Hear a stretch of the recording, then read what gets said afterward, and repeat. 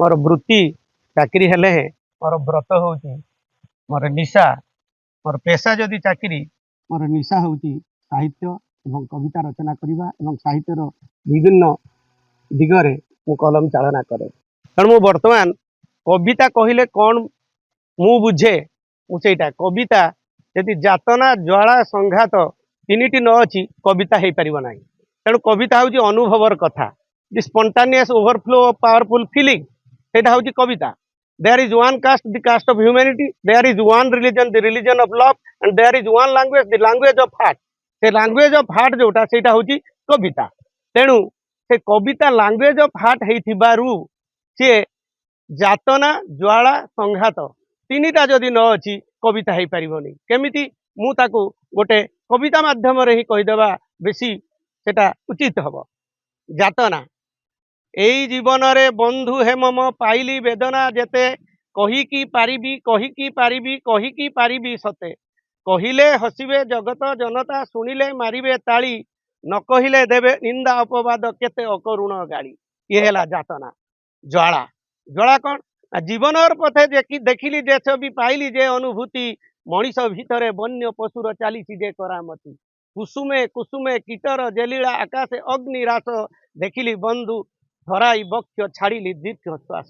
ये है ज्वाला। तापर है कौन जातना ज्वाला संघात निजे मु करिली अनल स्नान सुकुमार तनु जाली निजे मु चालिली नर्कर पथे सकल स्वप्न दड़ी निजे मु सहिली विपक्ष तीर पताई पागल छाती निजे मु गाइली कंठ फटाई मरण मधुर गीति। ये है संघात। तेणु तीनिटा जतले जातना ज्वाला संघात है तापर आसिला कविता कौन ना सबु मु देखी सबु मु सही कबीर मर्म नहीं सबु अनुभूति साइती रखी कविता लिखापी। ये है कविता रखी। तेणु यही ही कविता सब जिते मर्म को आसे जिते अंतर को आसे से स्पंटानियस ओवरफ्लो ऑफ पावरफुल फीलिंग स्वतः उच्छ्वास हृदयर स्वतः उच्छ्वास सी हूँ कविता। जमीती आधुनिक कविता कहले आमे बुझुचंती कौन ना आधुनिक कविता बोल्ड कविता सब कह जाउची कौन मु ताकू बहुत अर्थ बुझी पारेनी किंतु ये कौन आधुनिक कविता नुहे।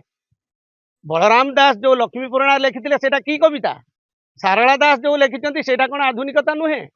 ताले आधुनिकता कौन देखिच कि भाई जाति इतिहासे आद्य कालरू के जाति मस्तके सूर्य ढालुची उदय भानुर रश्मि आत्मजब काठे केन्द्रित करी अलंधु मनरु अक्षय ऐश्वर्य कलंक देउची भस्मी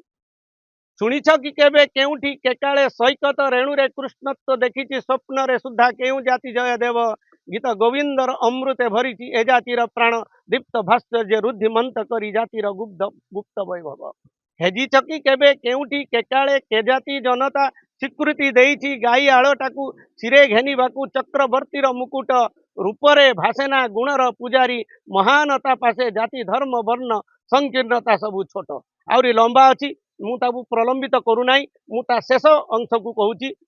तेणुहे ओडिया आह्वान करुची आज ये दिवस वज्रे कहूँ आज ये दिवस प्रति अध्याय प्रति परिच्छेद पूर्ण वर्णाली शेषे जीतब संग्रामी सत्य अनुगामी महासंग्राम शेषे घृणित निंदित पछ कुहा जेते तांक पाई थुआ वज्र बिजुली ध्वंसर घड़घड़ी सहानुभूति रे विभु कृपा माग चक्रवाल तलु ध्वनित हेलानी सत्य संधान रड़ी। अरे चिरकाल जी जीतिकी आसी से किया हारिब आज हारिबे केवल नष्ट धर्मी दुष्ट राक्षस बाजी मुंड टेकुची टेकिब तो सदा दुर्जय रण राशे जीतब संग्रामी सत्य अनुगामी महासंग्राम शेषे महासंग्राम शेषे मुहितार कवि मुहितार कथाकार मुहितार कवि मुहितार कथाकार सैनिक संग्राम पाई सृष्टि मोर शत वीणार झंकार। तेणु ओडिया आह्वान करुची जाग्रत नेत्रे सेवा धर्म धरी अचिरे अम्लाने समृद्ध कर पीठ तेबे सिना हेब ए जातिर टेक सत्य संग्रामी उठ नैष्टिक विप्लवी उठ उठ हे ओडिया उठ रख जाति मान टेक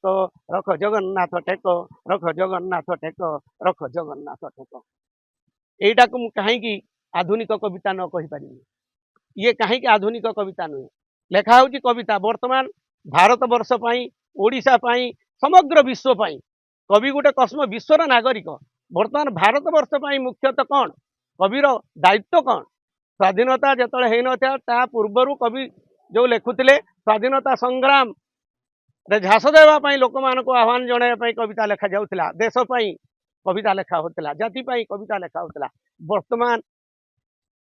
कौन आवश्यकता अच्छी वर्तमान स्वाधीन हेले भी देश वर्तमान भोक भय भ्रष्टाचार किए कबलित कर तेणु भोक भय भ्रष्टाचार जो अच्छी से भोक भय भ्रष्टाचार केमी एठू जीव आम लाटिन अमेरिकार देश नुहे जे आम पेट आ पेट तलर कथा खाली लिखा ताको आधुनिक कवितार आख्या दबा गोल्ड कविता बोली आख्या दबा कौन से मु लिखी कविता साइलेंस प्लीज कवि आसुचंती आरे मूर्ख नाम मात्र कवि की कविता लेखुचु रे तुही प्रेमर कविता हीन प्रियतमा पाई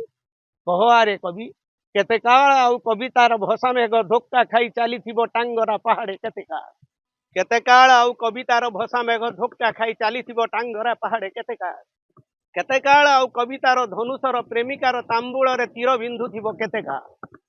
आरे कवि प्रिय कवि मोर एबे भी समय अच्छी प्रमाण देबाकू हेब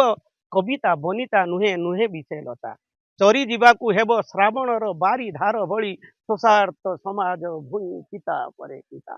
शब्दंकर सुपुष्ट खाद्य रे जदि न पुरिला कला हांडी शुष्क हांडी पेट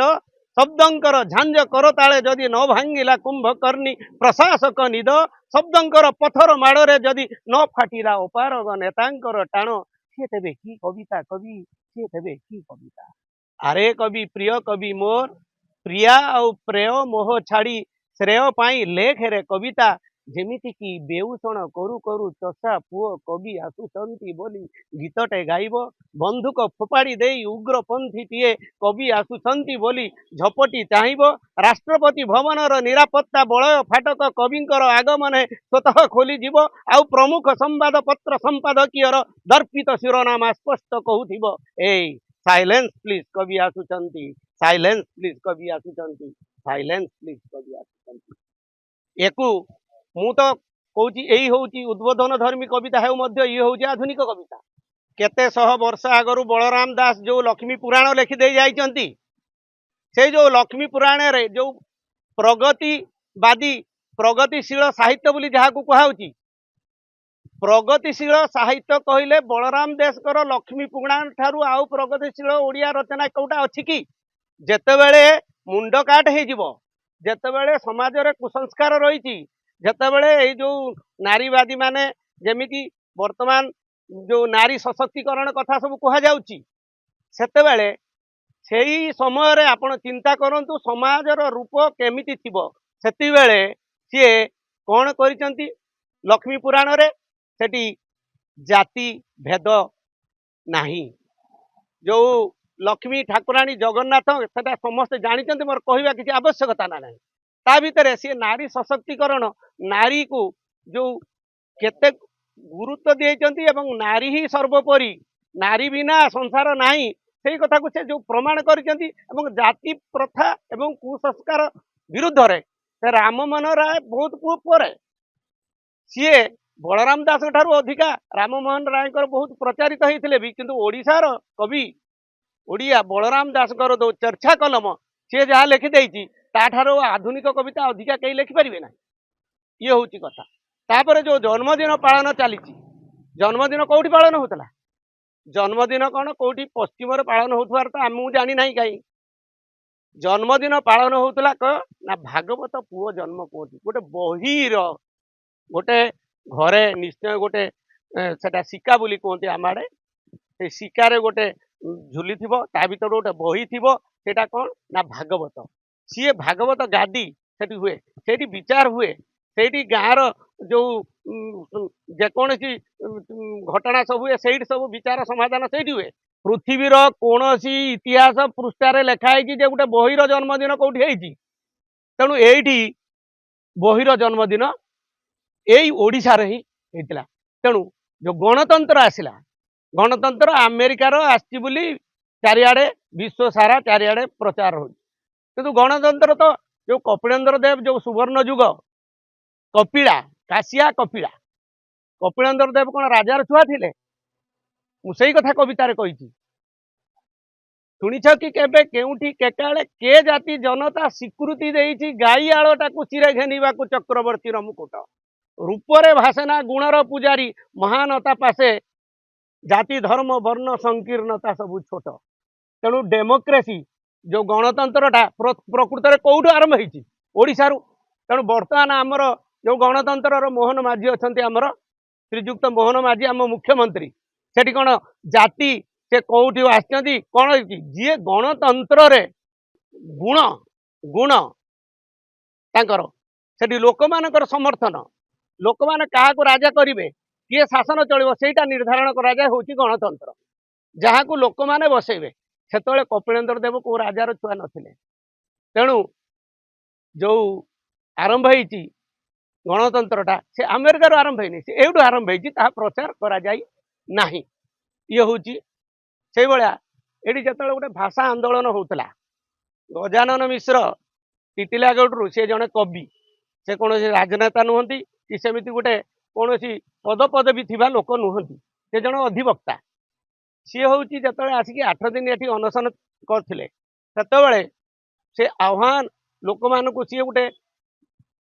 से विषय कहवा एटी कौन प्रासंगिकता ना मु खाली कहूँ केमी कवितार झलक कविता केमी लोक को आकर्षण कराए और कविता केमी लोक को जागरण सृष्टि करे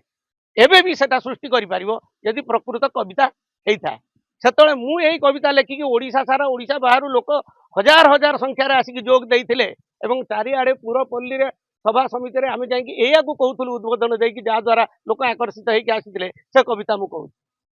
उठरे सुप्त जाति निद्रा विभोर देखी तो पड़ोशी नेबे तो अंग काटी उत्तरे अच्छी चतुर बंग दक्षिणे रही टाकी तेलंग गृध्र समान खुंपिबे अंग आनंद नेबे रे बांटी जीवनटा जदि खाली चाह आज उठरे सुप्त जाति जीवनटा जदि खाली चाह आज उठरे सुप्त जाति अरे तोहरी अन्न पाई केते जाति जिने अंजलि पाती थिले रे तो मुखे चाही राज्य जाइछि राइज जाइछि इतिहास अछि जाई अरे राज्य जाइछि राइज जाइछि इतिहास अछि जाई ता बोली कि निज इज्जत निज हाथ रे रखिबु नाही इज्जत रख तोर हाथ धरा धरी उठरे ओडिया गभीर निद्रा भाड़ संबलपुर डाकू गंजामे से डाक उठुरे सिंहभूम धामे जयपुर थरु जननीर नामे सारा देश उठू रोल अरे संबलपुर डाकू गंजामे से डाक उठुरे सिंहभूम धामे जयपुर थरु जननीर नामे सारा देश उठू रोल हाथ धरा धरी उठरे ओडिया जय उत्कल बोल जय जगन्नाथ बोल जय उत्कल बोल जय जगन्नाथ बोल ये जो उद्बोधन धरी कविता सी हूँ हजार हजार लक्ष लक्ष ओडियावासी को से स्थल को आनीला गम सरकार भाषा प्रयोग करने एक प्रकार से स्वीकृति देते ही पछरे से सब राजनैतिक कथा ताको आम आलोचना परिसर को आने चाहूना ये हूँ कवितार महात्म्य ये है कवितार दम।